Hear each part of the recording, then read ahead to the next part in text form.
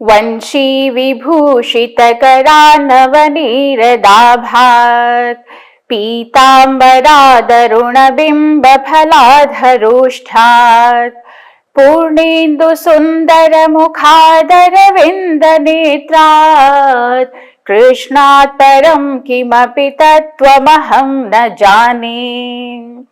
नमस्कार, आप सभी का स्वागत है Shrimad Bhagavad Gita textual and philosophical exploration नामक इस पाठ्यक्रम के वीक 2 लेक्चर 2 में। पिछले व्याख्यान में हम सभी ने अर्जुन के शरणागत होने और भगवान श्री कृष्ण के द्वारा गीता के उपदेश के आरंभ की चर्चा की थी। आज हम सभी अध्याय 2 के 16वें श्लोक से 30वें श्लोक तक का अध्ययन करने वाले हैं और मुझे उम्मीद है कि आप सभी को याद है कि हमने पिछले सत्र में किन किन बिंदुओं पर चर्चा की थी। तो आइए अब हम आत्मा की अमरता से संबंधित श्लोकों का अध्ययन शुरू करते हैं। सबसे पहले प्रसंग को समझें। प्रसंग यह है कि इस व्याख्यान में भगवान श्री कृष्ण अर्जुन को बताते हैं कि जिस शरीर को नष्ट होने वाला समझकर वह शोक कर रहा है वह वास्तव में क्षणिक है, जबकि आत्मा नित्य है, अमर है, अविनाशी है। यह ज्ञान केवल अर्जुन के ही नहीं बल्कि हम सभी की दुविधाओं का समाधान करता है। तो अब तक देह और देही का जो विवेचन हुआ है, शरीर और आत्मा का जो विवेचन हुआ है, उसी को भगवान दूसरे शब्दों से आगे के श्लोकों के द्वारा बताते हैं। 16वां श्लोक हम लोग देखें। ना सतो विद्यते भावो ना भावो विद्यते सतः उभयोरपि दृष्टोऽन्तस्त्वनयोस्तत्त्वदर्शिभिः। क्या अर्थ है? असतः भावः न विद्यते, असत वस्तु की तो सत्ता ही नहीं होती और जो सत है उसका अभाव नहीं होता। सतः न अभावः विद्यते और अनयोः उभयोः अपि अंतर्दृष्टः तत्त्वदर्शिभिः। तत्वदर्शी महापुरुष ने इन दोनों का ही, सत का भी और असत का भी, अंतः दृष्टः तत्व देख लिया है, तत्व का अनुभव किया है। सत और असत का जो तत्व है वह तत्व ज्ञानियों के द्वारा देखा गया है। आशय यह है कि ना सतो विद्यते भावः, शरीर जो है ना वह मृत्यु से पहले भी नहीं था और मृत्यु के बाद भी नहीं रहेगा और वर्तमान में भी क्षण क्षण इसका अभाव ही हो रहा है। तात्पर्य यह है कि यह जो शरीर है वह भूत, भविष्यत और वर्तमान इन तीनों कालों में कभी भी भाव रूप से नहीं रहता, अतः यह असत है। इसी तरह से संसार का भी भाव नहीं है, यह भी असत है। यह शरीर तो संसार का मानो एक छोटा सा नमूना है, इसलिए शरीर के परिवर्तन से संसार मात्र के परिवर्तन का हमें बोध होता है। संसार का जो है पहले भी अभाव था, अभी भी अभाव है, आगे भी अभाव होगा। संसार मात्र काल रूप अग्नि में लकड़ी की तरह मानो जल रहा है। जैसे अग्नि में लकड़ी जलती है वैसे ही यह संसार भी अग्नि में, काल रूप अग्नि में निरंतर जल रहा है। लकड़ी के जलने पर तो कोयला और राख भी फिर भी बच जाते हैं, लेकिन संसार जब जलता है तो काल रूपी अग्नि उसे ऐसा जलाती है कि कोयला भी नहीं बचता, राख जैसी भी कोई चीज वहां नहीं बचती। तो यह संसार का अभाव ही है, इसलिए कहा असत की सत्ता नहीं है, संसार की सत्ता नहीं है। दूसरी बात क्या है? ना भावो विद्यते सतः, जो सत है उसका अभाव नहीं होता। जब यह देह उत्पन्न नहीं था तब भी देही था, आत्मा था। जब देह नष्ट हो जाएगा तब भी देही रहेगा और वर्तमान काल में भी देही ज्यों का त्यों बना हुआ है। इसी रीति से जब संसार उत्पन्न नहीं हुआ था तब भी वह परमात्म तत्व था। संसार का अभाव होने पर भी परमात्म तत्व रहेगा और वर्तमान में संसार के परिवर्तनशील होने पर भी परमार्थ तत्व ज्यों का त्यों बना हुआ है। फिर कहते हैं उभयोरपि दृष्टोऽन्तस्त्वनयोस्तत्त्वदर्शिभिः।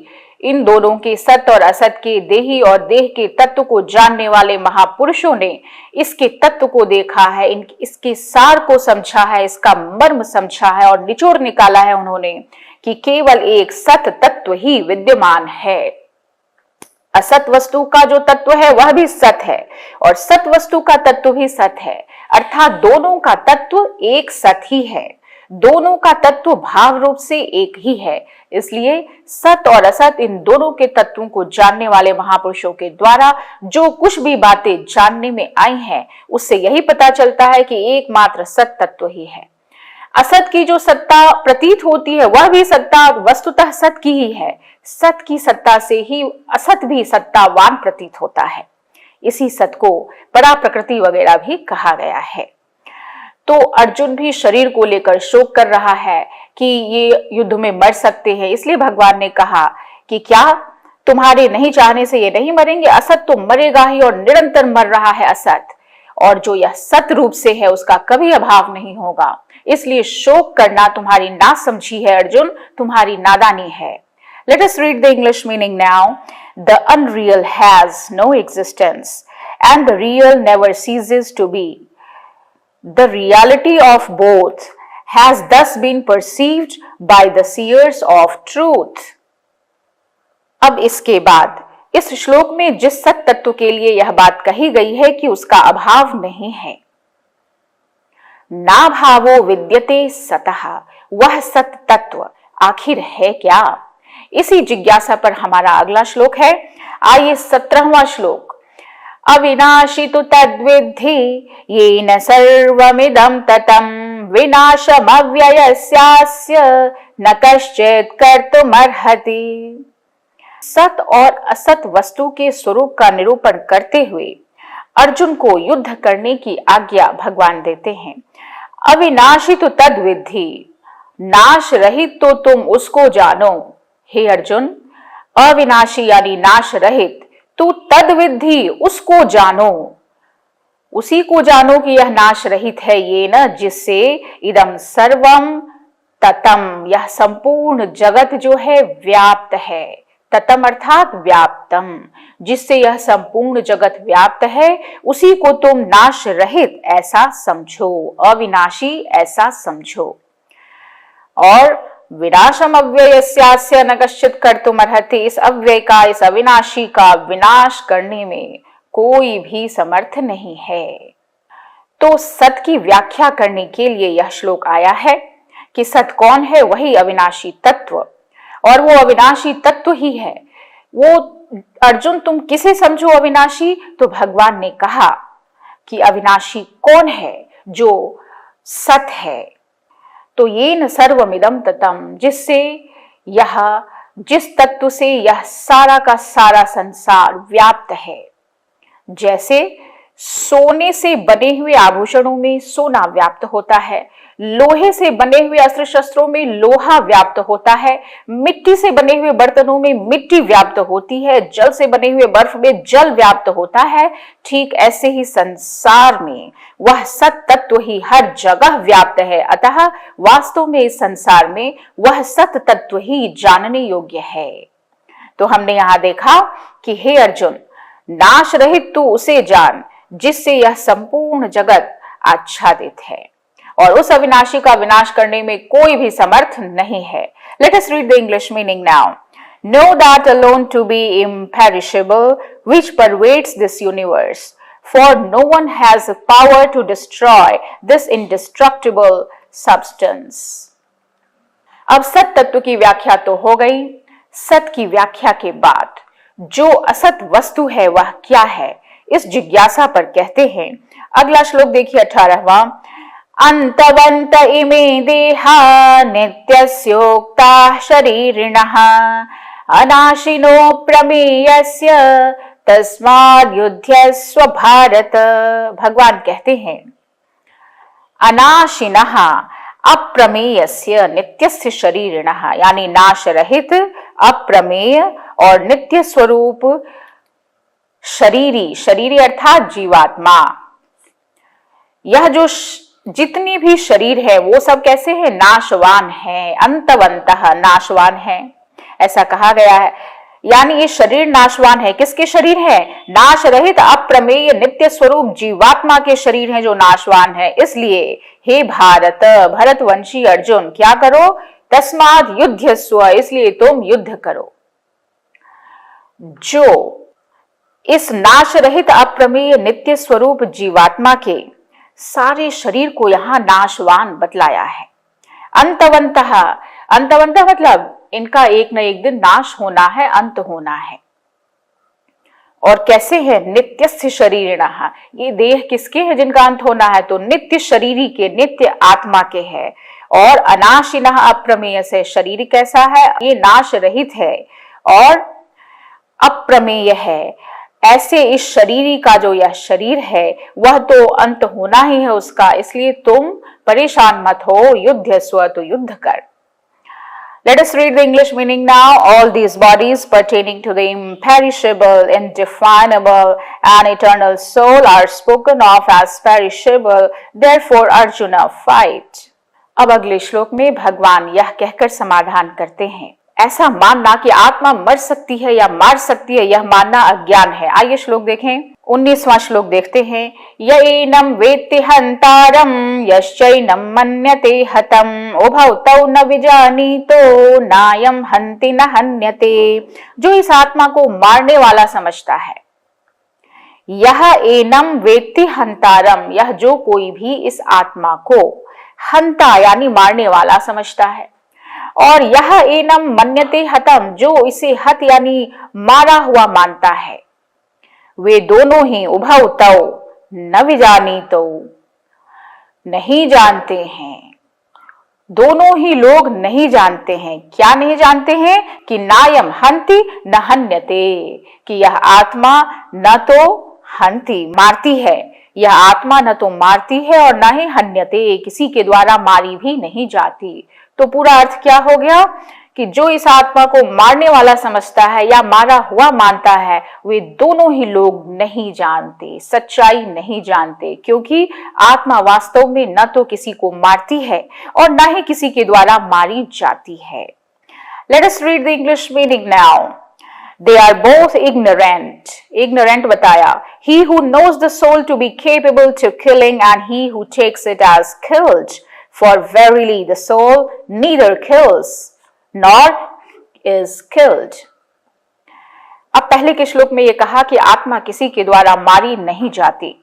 इस पर यह जिज्ञासा होती है कि अगर आत्मा किसी के द्वारा मारी नहीं जाती तो इसके पीछे कारण क्या है? इसके उत्तर में भगवान आत्मा में षड भाव विकारों का अभाव बतलाते हैं और आत्मा के स्वरूप का प्रतिपादन करते हैं। तो आइए देखते हैं अगला श्लोक। जन्म इत्यादि 6 विकारों से रहित आत्मा के स्वरूप का प्रतिपादन 20वें श्लोक में कर रहे हैं। न जायते म्रियते वा कदाचिन नायं भूत्वा भविता वा न भूयः अजो नित्यः शाश्वतोऽयं पुराणो न हन्यते हन्यमाने शरीरे। अयम यानी यह आत्मा कदाचित किसी भी काल में न जायते जन्म नहीं लेता, किसी भी काल में यह आत्मा जन्म नहीं लेती, और नवा म्रियते, और न ही यह आत्मा किसी काल में मरती ही है। नायम भूत्वा भविता, ऐसा भी नहीं है कि यह उत्पन्न होकर फिर होने वाली है, भविता है, ऐसी भी बात नहीं है। यानी एक बार उत्पन्न होकर फिर से यह आत्मा उत्पन्न होगी, ऐसा भी नहीं है। क्योंकि अयम संस्कृत में आत्मा जो है वो पुल्लिंग में प्रयुक्त होता है, इसलिए अयम। मैं हिंदी में आत्मा जाती है करती है बोल रही हूं, लेकिन यहाँ अयम, ये आत्मा अजह यानी अजन्मा है, नित्य है, शाश्वत है, सनातन है, और साथ में पुराणः पुरातन है। शरीर के मारे जाने पर भी हन्यमाने शरीरे न हन्यते, यह नहीं मारी जाती। तो भगवान ने इस श्लोक में यह उत्तर दिया है कि यह शरीरी आत्मा मरने वाली नहीं है। यह जो आत्मा है यह नहीं मरती। क्यों? क्योंकि यह जो शरीरी है वह षड भाव विकारों से युक्त नहीं है। षड भाव विकार कौन कौन से हैं? हमारे शरीर में होते हैं, लेकिन आत्मा उन षड भाव विकारों से रहित है। तो आइए जानते हैं शरीर में षड भाव विकार कौन से होते हैं। पहला, उत्पन्न होना, सत्ता वाला होना, बदलना, बढ़ना, घटना और नष्ट होना। इसी को संस्कृत में हम कैसे कहते हैं? जायते, अस्ति, विपरिणमते, वर्धते, अपक्षीयते, विनश्यते। यही षड भाव विकार हैं जो शरीर के धर्म है। शरीरी के नहीं, जायते मतलब उत्पन्न होना, अस्ति मतलब सत्ता है, उसके बाद विपरिणमते मतलब बदलना, फिर वर्धते यानी बढ़ना, फिर अपक्षीयते यानी घटना, और फिर अंत में क्या होता है, विनश्यति यानी फिर नष्ट होना। यही षड्भाव विकार है और यह शरीरी आत्मा षड्भाव विकारों से रहित है। इसी बात को इस श्लोक में यहाँ बतलाया गया है। और अच्छे से समझना हो तो जैसे शरीर उत्पन्न होता है वैसे यह शरीरी कभी उत्पन्न नहीं होता, किसी समय में उत्पन्न नहीं होता, यह हमेशा से ही है। जन्म लेना और मरना ये दो विकार इन सभी विकारों में मुख्य है। इसका भगवान ने 2 बार निषेध किया, न जायते, और दूसरी बार कहा अजह, अजह नित्यः है ना, यहाँ अजह अजो नित्यः शाश्वतोयम पुराणो। इसका मतलब है कि 2 बार कहा, न जायते न जन्म लेता है, अजह अजन्मा है। वैसे ही यहां भी क्या बोला, 2 बार उन्होंने कहा न म्रियते नहीं मरता, और फिर न हन्यते, 2 बार करके पुष्ट कर दी है इस बात को। तो इसमें एक एक जो पद है इसको जरा समझे। अजह यानी इस शरीरी का कभी जन्म नहीं होता, इसलिए वह अजह है, अजन्मा है, जन्म रहित है। नित्यः, यह शरीरी आत्मा कैसा है, तो नित्य है, यानी निरंतर बना रहने वाला है। इसका कभी अपक्षय नहीं होता। अपक्षय मतलब घटना। अपक्षय तो अनित्य वस्तु का होता है, जो निरंतर बनी हुई है वस्तु उसका अपक्षय कैसे हो सकता है। तो जैसे आधी उम्र बीत जाने पर शरीर क्षीण होने लगता है, इंद्रियों के सामर्थ्य में कमी आ जाती है, तो शरीर, इंद्रिय, अंतःकरण इन सब का अपक्षय होता है, लेकिन शरीरी का, आत्मा का अपक्षय नहीं होता। क्यों? क्योंकि वह आत्मा नित्य है। फिर आत्मा कैसा है, शाश्वतः, शाश्वत है, यानी निरंतर एक रूप है, एक रस है। इसमें अवस्था का परिवर्तन नहीं होता, यह कभी बदलता नहीं, इसमें बदलने की योग्यता नहीं है, इसलिए शाश्वत। फिर कैसा है, पुराणः, यह अविनाशी तत्व पुरातन है। पुरातन हम किसे कहते हैं, अनादि है। यह इतना पुराना है कि यह कभी पैदा हुआ ही नहीं। उत्पन्न होने वाली वस्तु में हम देखते हैं कि जब वो पुरानी हो जाती है तो फिर वो बढ़ती नहीं, उसके अंदर वो बढ़ने की जो सामर्थ्य खत्म हो जाती है। लेकिन यह तो अनुत्पन्न है, तो ये पुरानी होती ही नहीं, तो इसमें बढ़ना कभी रुकता नहीं, यानी ये फिर बढ़ती नहीं, ऐसा आप समझ रहे हैं। तो इसमें बढ़ना भी नहीं रुकता है। और अंत में क्या है, न हन्यते हन्यमाने शरीरे, शरीर के नष्ट होने पर भी इस अविनाशी शरीरी का नाश नहीं होता। यहाँ शरीरी यह जो पद दिया गया, इसका अर्थ है कि शरीर नष्ट होने वाला है। इस नष्ट होने वाले शरीर में ही षड भाव विकार होते हैं, शरीरी में नहीं होते। इसलिए शरीर के मरने पर भी शरीरी का मरना नहीं होता, उसका अभाव नहीं होता। इसलिए हे अर्जुन, तुम्हारा शोक करना अनुचित है। Let us read the English meaning now. The soul is never born nor dies, nor does it become only after being born, for it is unborn, eternal, everlasting and ancient. Even though the body is slain, the soul is not. तो हमने देखा कि 19वें श्लोक में भगवान ने यह बात कही कि आत्मा न तो किसी को मारती है और न ही किसी के द्वारा मारी जाती है। उसके अनुसार 20वें श्लोक में आत्मा को विकार रहित बतलाकर इस बात का प्रतिपादन भगवान ने किया कि आत्मा क्यों नहीं मारी जाती। अब आगे के 21वें श्लोक में भगवान यह बताएंगे कि आत्मा किसी को मारती क्यों नहीं, आत्मा किसी को मारती क्यों नहीं, तो उसको हम लोग देखेंगे। वेदा विनाशिनम नित्यम येनमजमव्ययम कथम स पुरुषः पार्थ कम घातयति हन्तिकम। इसका क्या मतलब है, हे पृथा पुत्र अर्जुन, जो पुरुष यह एनम इस आत्मा को कैसा मानता है, तो अविनाशी, नित्य, अजन्मा और अव्यय मानता है, जानता है, वह पुरुष कैसे कम हन्ति कम घातयति, कैसे किसी को मारे और कैसे किसी को मरवाए। हे पार्थ पृथानंदन, यह पुरुषः, जो भी पुरुष एनम इस आत्मा को कैसा जान ले, अजम यानी यह अजन्मा है, अव्ययः अव्ययम यानी अव्यय है, और अविनाशी है, नित्य है, ऐसा जान ले, तो सह कथम हन्ति, वह कैसे किसी को मारे, और कथम कम घातयति, और कैसे किसी को मरवाए। तो कहने का मतलब यह है कि शरीर का कभी नाश नहीं होता, उसका कभी परिवर्तन नहीं होता, उसका जन्म नहीं होता, इसमें कभी किसी तरह की कोई कमी नहीं आती। ऐसा जो ठीक ठीक जान लेते हैं, अनुभव कर लेते हैं वे लोग, वह कैसे किसी को मारे और कैसे किसी को मरवाए, यानी मारने में या मरवाने में उसकी प्रवृत्ति नहीं हो सकती, वह किसी क्रिया का कर्ता नहीं हो सकता। तो यहां भगवान ने शरीरी को, आत्मा को इन विशेषणों से बताया और यही बताया है कि यहां पर कर्तापन का निषेध हुआ है। यहां अविनाशी कहकर के मृत्यु रूप विकार का इन्होंने क्या किया, तो उच्छेद किया। तो आइए let us see the English meaning now. Arjun, the man who knows this soul to be imperishable, eternal and free from birth and decay, how and whom will he cause to be killed? How and whom will he kill? अब इस श्लोक में देही की, आत्मा की निर्विकारता का वर्णन हुआ। आगे के श्लोक में उसी का दृष्टांत रूप से यहां हम वर्णन देखेंगे। आत्मा का जो एक शरीर से संबंध छूटकर दूसरे शरीर से संबंध होता है, उसमें उसे अत्यंत कष्ट होता होगा, उसके लिए शोक करना कैसे अनुचित है? अगर ऐसा प्रश्न मन में आए तो उसके लिए भगवान यहाँ समाधान देते हैं। वासांसि जीर्णानि यथा विहाय नवानि गृह्णाति नरोपराणि तथा शरीराणि विहाय जीर्णान्यन्यानि संयाति नवानि देहि। यथा नरः, जैसे मनुष्य, जीर्णानि वासांसि विहाय, जीर्णानि मतलब जीर्ण शीर्ण पुराने, वासांसि वस्त्रों को, विहाय त्याग करके, जैसे कोई मनुष्य पुराने वस्त्रों को त्याग करके, जीर्ण शीर्ण वस्त्रों को त्याग करके, अपराणी नवानि गृह्णाति, दूसरे नए नए वस्त्रों को गृह्णाति, गृह्णाति मतलब ग्रहण करता है, पुराने छोड़कर नए वस्त्रों को धारण कर लेता है।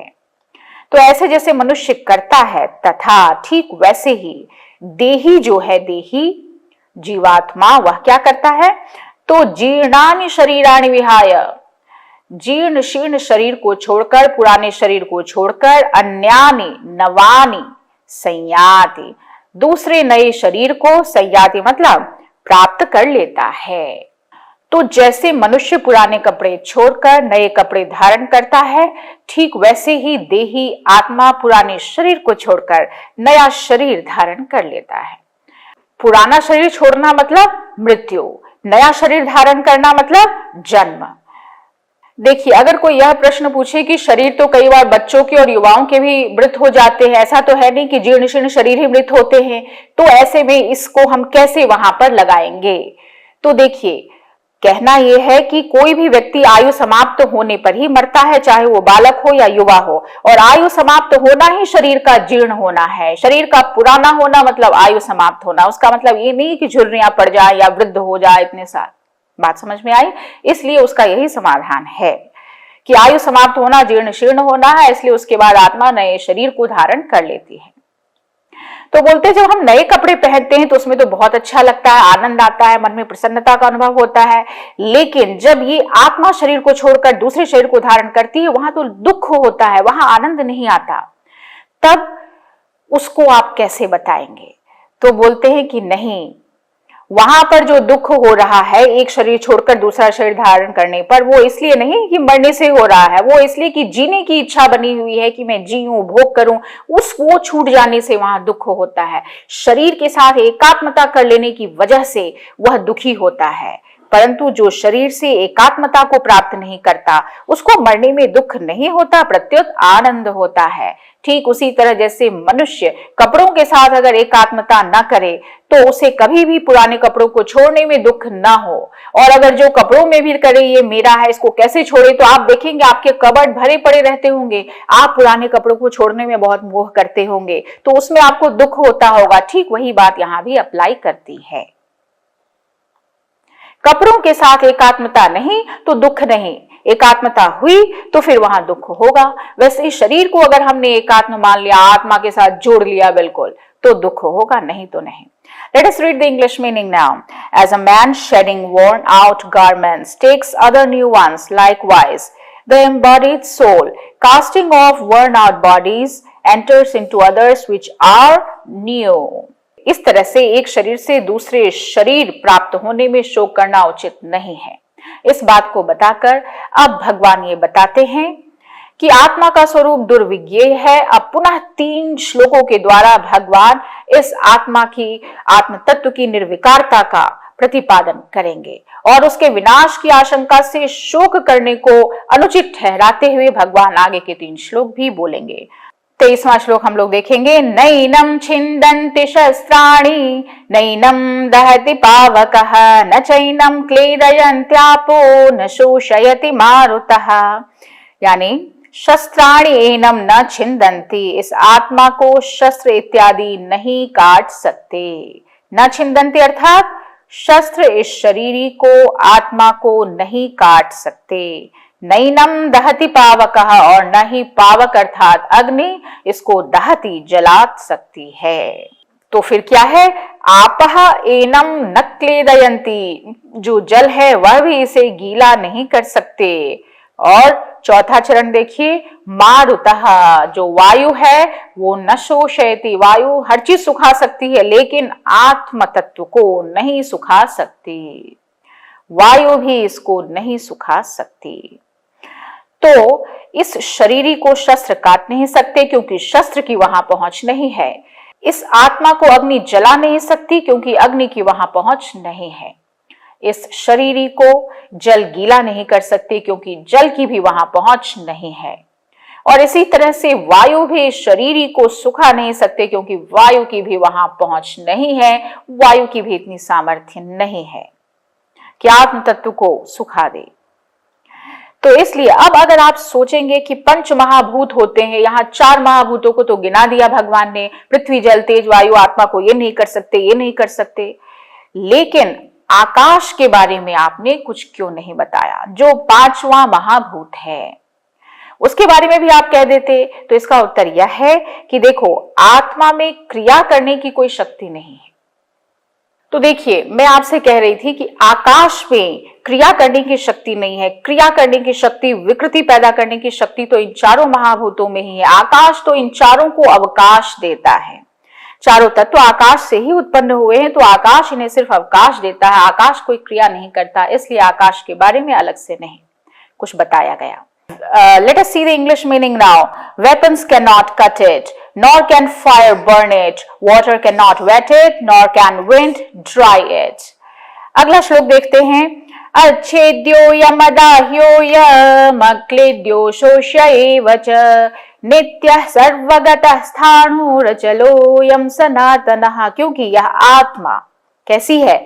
तो यहाँ पर बोला क्योंकि यह आत्मा अच्छेद्यः, अच्छेद्य है। पहले के श्लोक का ही विस्तार यहाँ हो रहा है कि आत्मा अच्छेद्य है, यानी इसको काटा नहीं जा सकता। यह अदाह्य है, जलाया नहीं जा सकता। अक्लेद्य है, भिगाया नहीं जा सकता। और निस्संदेह यह कैसा है? अशोष्य है।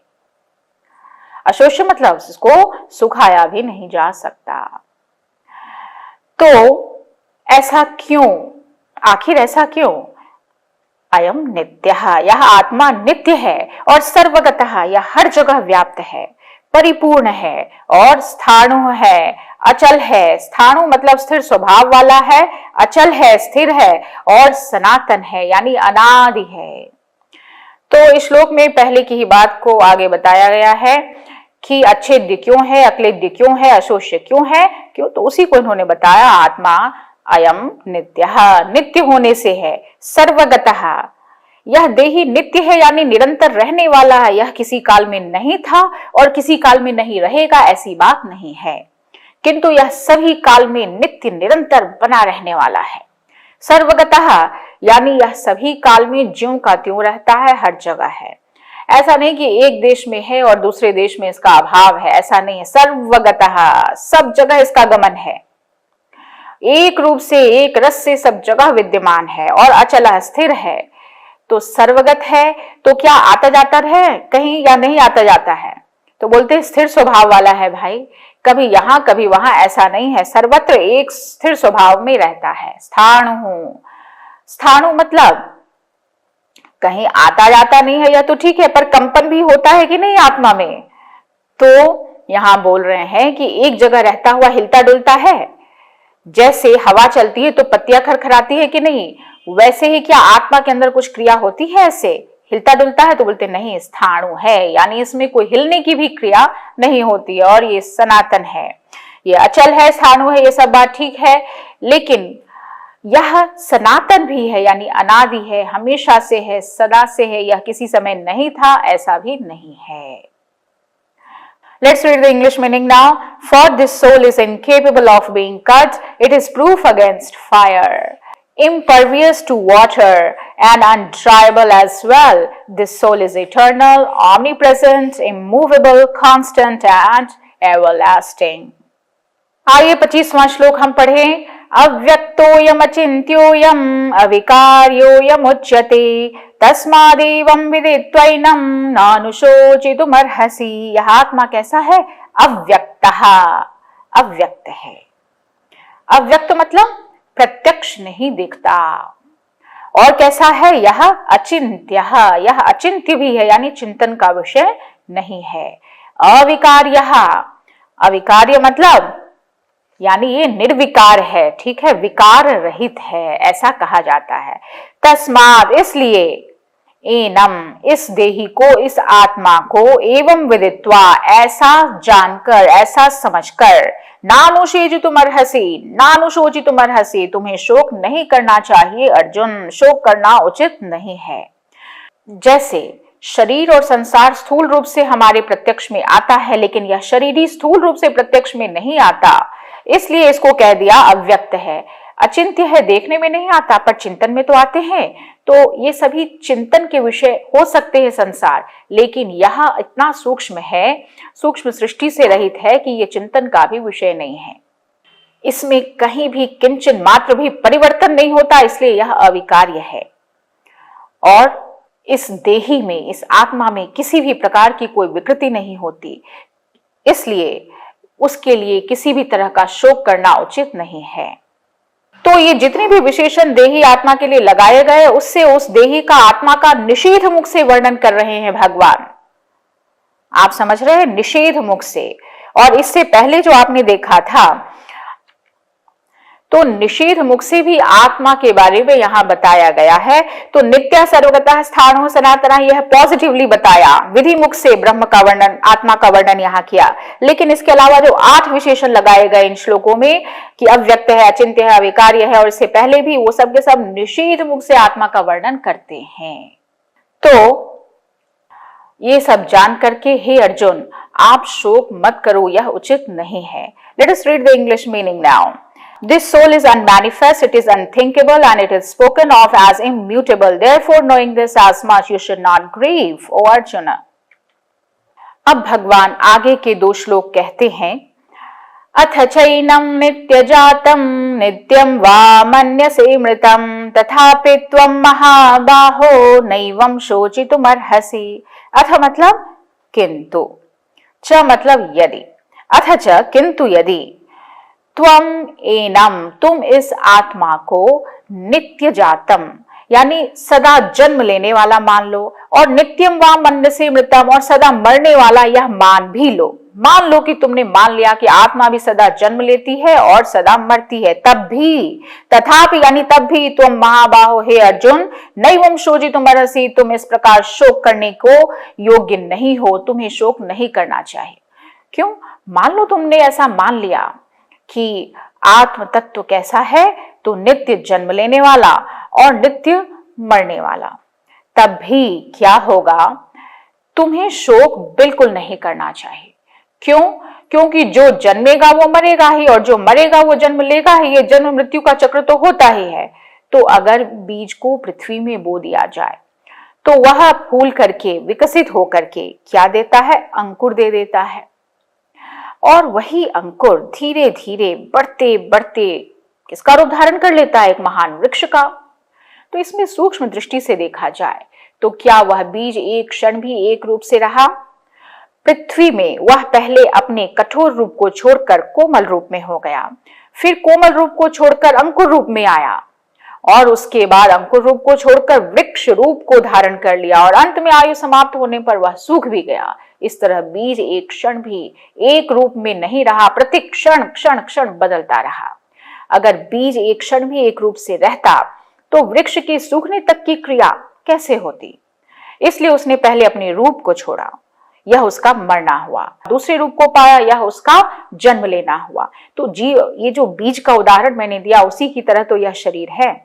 बच्चे के रूप में पहले यह हुआ, पहले भ्रूण फिर बच्चे, उसके बाद बढ़ा फिर घटा और अंत में मर गया। तो शरीर एक क्षण भी एक रूप में नहीं रहा, बदलता रहा, प्रति क्षण जन्म लेता रहा, मरता रहा।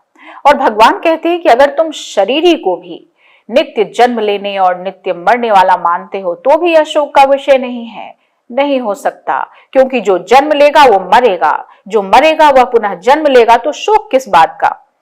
Let us read the English meaning now. And Arjuna, if you should suppose this soul to be subject to constant birth and death, even then you should not grieve like this. आगे का श्लोक पढ़ते हैं। जातस्य हि ध्रुवो मृत्युर् ध्रुवं जन्ममृतस्य च तस्मादपरिहार्येऽर्थे न त्वं शोचितुमर्हसि। अर्थ देखिए, ही मतलब क्योंकि, जातस्य मृत्युः ध्रुवः, जातस्य मतलब जो जन्म लिया है उसका, मृत्यु उसकी मृत्यु कैसी है, ध्रुवः यानी निश्चित है, पक्का है, मरना है। और साथ में ध्रुवम जन्म मृतस्य च, जो मरता है उस मरे हुए का भी जन्म फिर ध्रुव है, निश्चित है। तस्मात् इसलिए, अपरिहार्य अर्थे, इस अपरिहार्य अर्थ में जिसमें हम कुछ कर नहीं सकते, अपरिहार्य है, जन्म मरण रूप जो परिवर्तन है और चक्र है वो तो चलेगा, अपरिहार्य है। ऐसे अर्थ में, इस विषय में न तुम शोचितुमर्हसि, हे अर्जुन तुम शोक नहीं कर सकते, तुम्हें शोक बिल्कुल नहीं करना चाहिए। तो कहने का मतलब यह है कि पहले के श्लोक में हमने देखा कि आत्मा को अगर नित्य जन्म लेने वाला और मरने वाला मान लिया जाए तो भी वह शोक का विषय नहीं है। क्यों? क्योंकि जिसका जन्म होता है मरेगा, जो मर गया है वह दोबारा जन्म भी लेगा। तो उसी को यहाँ बता रहे हैं कि तुम किसी भी स्थिति में शोक नहीं कर सकते अर्जुन। शोकाकुल क्यों हो रहे हो वत्स? क्योंकि जन्म लेने वाला तो मरेगा, मृत्यु से जन्म, ये चक्र तो चलता ही रहेगा। आपने सुना होगा कि शोक उसी का कीजिए जो अनहोनी होए, और अनहोनी होती नहीं, होनी है सो होए। तो किसका शोक करना? धृतराष्ट्र के पुत्र जन्मे हैं तो जरूर मरेंगे, ऐसा कौन सा उपाय है जिससे तुम उन्हें बचा लोगे? और जो मर जाएंगे वो पुनः जन्म लेंगे, उसको भी तुम नहीं रोक सकते। तुम्हारे हाथ में कुछ है नहीं, ये अपरिहार्य विषय है। सूर्य का अगर उदय हुआ है तो अस्त भी होगा, और अगर अस्त हुआ है तो उदय भी होगा। क्या तुम उसमें शोक करते हो? तो ठीक उसी तरह यहाँ भी कोई शोक करने की आवश्यकता नहीं है। तो अगर तुम ये मानते हो कि शरीर के साथ भीष्म और द्रोण ये सब मर जाएंगे, तो तुम्हें यह सोच सोचकर शोकाकुल नहीं होना चाहिए, क्योंकि मरेंगे तो दोबारा जन्म भी लेंगे, जन्म लिया है तो मरेंगे ही। Let us see the English meaning now. For in that case death is certain for the born, and rebirth is inevitable for the dead. You should not therefore grieve over the inevitable. अब अगले श्लोक में भगवान यह सिद्ध करते हैं कि हमें शोक करना किसी हाल में नहीं बनता। साधारण दृष्टि की बात इस श्लोक में भगवान कर रहे हैं। अव्यक्तादीनि भूतानि व्यक्तबध्यानि भारत अव्यक्त निधनान्येव तत्र का परिदेवना। हे भारत, भारत मतलब अर्जुन, भूतानि अव्यक्तादीनि, ये जो भी प्राणी है, भूत हैं, वो कैसे हैं? जन्म से पहले अव्यक्त हैं, अप्रकट थे। सभी प्राणी जन्म से पहले अप्रकट थे, और अव्यक्त निधनानि, मरने के बाद फिर अप्रकट हो जाएंगे, अव्यक्त हो जाएंगे। लेकिन वो व्यक्त मध्यानि, बीच में, जन्म और मृत्यु के बीच में ही बस वो व्यक्त होते हैं, प्रकट होते हैं। तो ऐसी स्थिति में तत्र का परिदेवना, शोक क्यों करना? तो बीच का जो यह समय है, जन्म और मृत्यु के बीच, उसी में वह प्रकट होते हैं। तो कहने का मतलब यह है कि जितने भी प्राणी हैं, जो भी शरीर है, वो सब के सब जन्म से पहले दिखते नहीं थे, अप्रकट थे। दिखते थे क्या? नहीं। और अव्यक्त निधनानि, ये सब जब मर जाएंगे तब भी इनका नाश होने के बाद ये हमें नजर नहीं आएंगे, दिखेंगे नहीं, अप्रकट हो जाएंगे। लेकिन व्यक्त मध्यानि, जन्म के बाद और मृत्यु से पहले की जो अवस्था है, बीच की, मध्य की अवस्था, उसी समय वह बस बने रहेंगे, प्रकट रहेंगे। जैसे सपना सोने से पहले नहीं था और जगने के बाद नहीं है, ठीक वैसी इनकी स्थिति है। तो सभी प्राणियों के शरीर पहले नहीं थे, आगे भी नहीं होंगे, बस वर्तमान में जो बने हुए हैं। शरीर ही जो है वह पहले भी था, आगे भी रहेगा, आज भी हूबहू ऐसा ही बना हुआ। इसलिए शरीर के लिए तो सोचने की बात ही नहीं है, और शरीर के लिए क्यों सोचते हो। Let us see the English meaning now. Arjuna, before birth, beings are not manifest to our human senses. At death, they return to the unmanifest again. They are manifest only in the interim between birth and death. What occasion then for lamentation? आइए अब हम शरीरी की आत्म तत्व की अलौकिकता का वर्णन 29वें श्लोक में देखते हैं। क्या कहते हैं भगवान। आश्चर्यवत् पश्यति कश्चिदेनम् आश्चर्यवद् वदति तथैव चान्यः आश्चर्यवत् चैनमन्यः शृणोति श्रुत्वाप्येनं वेद न चैव कश्चित्। कहते हैं कि कश्चित कोई ऐसा है महापुरुष जो एनम इस आत्म तत्व को आश्चर्यवत् पश्यति आश्चर्य की भांति देखता है, और कोई दूसरा महापुरुष है जो एनम आश्चर्यवद् वदति आश्चर्य की तरह से इस तत्व का वर्णन करता है, वदति। और कोई ऐसा है जो इसको आश्चर्य की तरह से शृणोति सुनता है, और श्रुत्वापि सुनने के बाद भी कश्चित एवं न वेद कोई ऐसे भी है जो कितना भी सुन ले तो भी इस आत्म तत्व को नहीं जानते। वेद मतलब जानता है, और न वेद मतलब नहीं जानता है। तो आत्म तत्व इतनी आसानी से हमारे ज्ञान का विषय नहीं बन सकता। यहाँ पश्यति पद के दो अर्थ है ना। आश्चर्यवत् पश्यति, पश्यति मतलब दो अर्थ, नेत्र से देखना पहला अर्थ, और दूसरा है स्वयं के द्वारा स्वयं को जानना। यहाँ पर स्वयं के द्वारा स्वयं को जानने के अर्थ में पश्यति का प्रयोग हुआ है। तो आश्चर्यवत् पश्यति क्यों, आश्चर्य की भांति कोई इस आत्म तत्व को क्यों देखता है, इसको समझिए। जैसे हम किसी अंधेरे प्रकोष्ठ में कमरे में गए और किसी चीज को लाने गए, तो वहां हमारे साथ हमें प्रकाश चाहिए, टॉर्च चाहिए या ट्यूबलाइट ऑन करेंगे, और साथ में हमें हमारी आंखें भी चाहिए, चक्षुरिंद्री भी, तब जाकर के उस अंधेरे प्रकोष्ठ में उस प्रकाश की सहायता से हम उस वस्तु को देख सकते हैं और उसका हम उपयोग कर सकते हैं, उसको ग्रहण कर सकते हैं, जो भी करना है। लेकिन कहीं दीपक जल रहा है और हम उस दीपक को देखने जाएंगे, तो उस दीपक को देखने के लिए हमें किसी दूसरे दीपक की आवश्यकता पड़ेगी क्या, नहीं पड़ेगी, क्योंकि दीपक स्वयं प्रकाश है, वह अपने आप को स्वयं प्रकाशित करता है। ऐसे ही अपने स्वरूप को देखने के लिए किसी दूसरे प्रकाश की आवश्यकता नहीं है, क्योंकि यह देही, यह आत्मा जो है यह स्वयं प्रकाश है, यह स्वयं ही अपने आप को खुद से ही जानता है। स्थूल, सूक्ष्म और कारण ये तीन शरीर होते हैं। उसमें अन्न और जल से बना हुआ शरीर सूक्ष्म स्थूल शरीर होता है, और जो इंद्रियां है, पंच ज्ञानेन्द्रियां, पंच कर्मेंद्रियां, अंतःकरण, मन, बुद्धि, पंच प्राण, इन 17 अवयवों से बना हुआ सूक्ष्म शरीर होता है। यह सूक्ष्म शरीर इंद्रियों का विषय नहीं, प्रत्युत बुद्धि का विषय है। स्थूल शरीर इंद्रियों का विषय है, सूक्ष्म शरीर बुद्धि का विषय है। तो स्थूल शरीर के अंतर्गत सूक्ष्म शरीर है जो 17 अवयवों से बना है। पंच इंद्रियां, ज्ञानेन्द्रिय, पंच कर्मेंद्रिय, पंच प्राण और मन बुद्धि। तो जो बुद्धि का भी विषय नहीं है वह कारण शरीर होता है। इन तीनों शरीरों पर विचार किया जाए तो यह स्थूल शरीर मेरा स्वरूप नहीं, क्योंकि यह प्रतिक्षण बदलता है। सूक्ष्म शरीर भी बदलता है, इसलिए यह भी मेरा स्वरूप नहीं है। जो कारण शरीर है वह प्रकृति स्वरूप है, पर देही स्वरूप जो है वह प्रकृति से भी अतीत है। इस बात को हमें समझना चाहिए। इसलिए स्थूल, सूक्ष्म और कारण शरीर मेरा स्वरूप नहीं है, हम तो इससे अतीत हैं, जो देही का अपना स्वरूप है, जो अपने आप को अपने से जानेंगे। आत्मना आत्मानम जानाति, यह वाली स्थिति, यही स्थिति है। इसीलिए आश्चर्यवत् पश्यति यह कहा गया। अब इसी तरह से आश्चर्यवद् वदति तथैव चान्यः, दूसरा कोई महापुरुष इसका आश्चर्य की भांति वर्णन करता है। क्यों? क्योंकि यह तत्व, यह आत्म तत्व वाणी का विषय नहीं है, जिसे वाणी भी प्रकाशित न कर सके। जो महापुरुष इस तत्व का वर्णन करता है तो ऐसे ही कर सकता है कि कुछ संकेत कर सकता है, वो पूर्ण रूप से कह नहीं सकता। जैसे हम बोलते हैं ना, मीठा खाए, कोई अगर किसी से आप पूछे गुड़ कैसा लगता है तो वो बताएगा ऐसा है वैसा है, लेकिन जब तक आप अनुभव नहीं करेंगे आप बता नहीं सकते। वो अनुभव की बात है, वाणी का विषय ही नहीं है। इसलिए आश्चर्यवद वदते।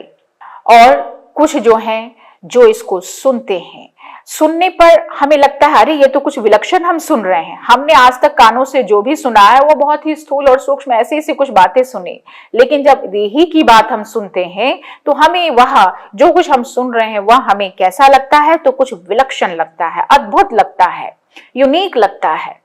और इसलिए इसको कहा आश्चर्यम, यानी आश्चर्य की तरह से सुनता है। और सुनने के बाद भी उसको कोई नहीं जानता, सुनने के बाद भी, केवल सुनने मात्र से इसको कोई जान नहीं सकता, यही इसका तात्पर्य है। सुनने के बाद जब स्वयं वह उसमें स्थित हो जाएगा तभी वह उसको जान पाएगा।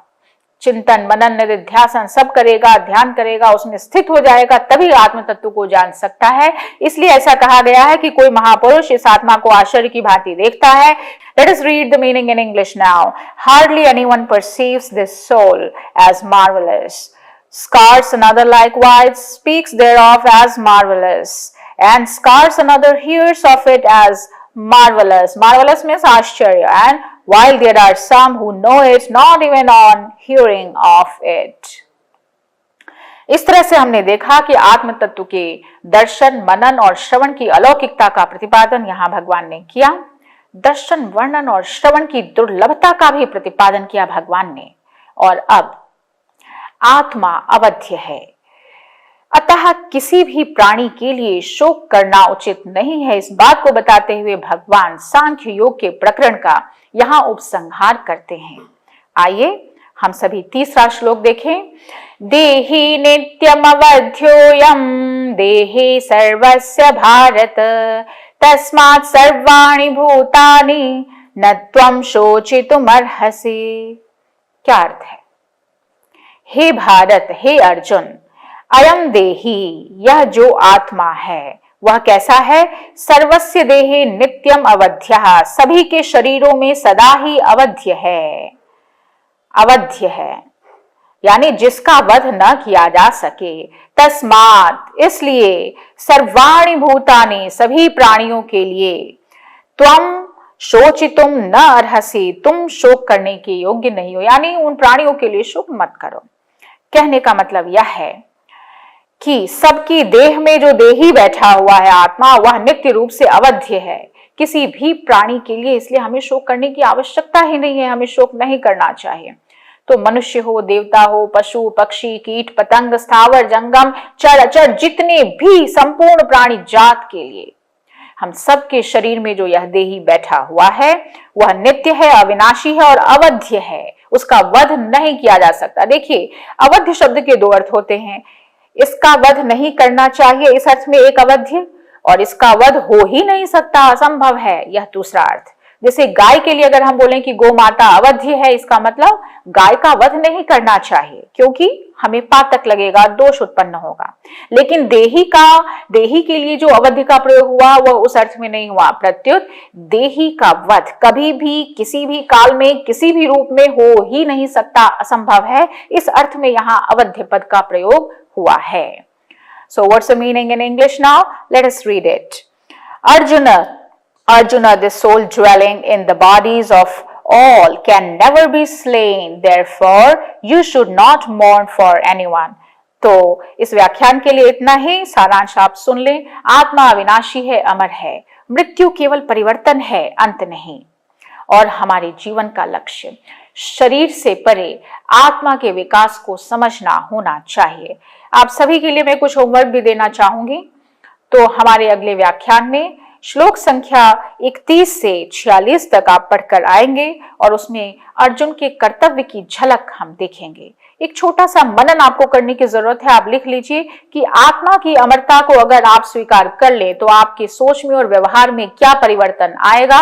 इस बात को आप 6-7 पंक्तियों में लिख करके रखेंगे, क्योंकि मैं चाहती हूं कि हम जो पढ़ रहे हैं उसका कुछ प्रैक्टिकल वर्क भी हम करें। तो श्रीमद् भगवद गीता केवल दर्शन नहीं, एक जीवंत अनुभव है। तो अगली बार हम निष्काम कर्म योग के सिद्धांत को देखेंगे। तब तक के लिए नमस्कार। और आत्मा की ओर एक कदम और। बहुत बहुत धन्यवाद।